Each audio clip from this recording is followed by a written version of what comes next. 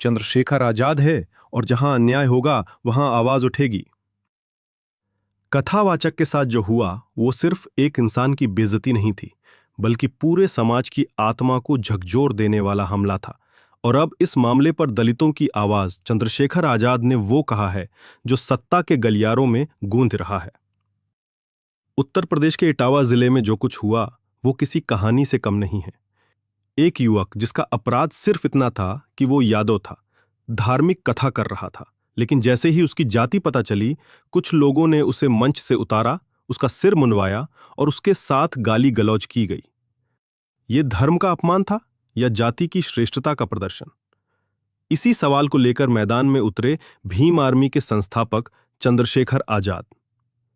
क्या यही राम राज्य है जहां एक कथावाचक की इज्जत जाति देखकर तय होती है?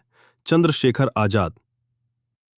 आप मंदिर में कथा सुनते हैं, लेकिन किसी की आत्मा को चोट पहुंचाते हैं, तो क्या वो कथा भगवान तक पहुंचती है?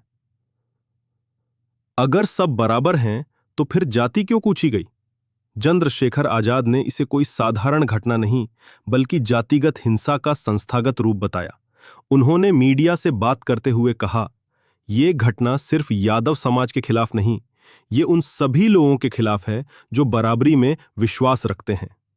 अगर एक यादव कथा नहीं पढ़ सकता, तो फिर क्या लोकतंत्र का भी कोई धर्म और जाति होता है? उन्होंने सरकार पर निशाना साधते हुए कहा, यह योगी सरकार की नाकामी है। जब एक गरीब पिछड़े वर्ग का युवक धर्म का प्रचार कर रहा है, तब उसे रोका गया, और जो लोग उसे अपमानित कर रहे थे, उनके खिलाफ कड़ी कार्रवाई क्यों नहीं हुई? उन्होंने ये भी कहा कि इस मामले में एफआईआर दर्ज कर देना ही काफी नहीं, दोषियों को जेल भेजना चाहिए और पीड़ित को सुरक्षा और सम्मान दोनों मिलना चाहिए। इस घटना ने कई लोगों के दिल तोड़े हैं। वो युवक जो शायद भगवान की भक्ति में डूबा हुआ था, उसने कभी नहीं सोचा होगा कि उसकी जाति उसकी सबसे बड़ी पहचान बन जाएगी। जब भगवान ने जाति नहीं बनाई, तो भक्त पर जाति का ठप्पा क्यों? कथा ज्ञान की चीज है, जाति की नहीं।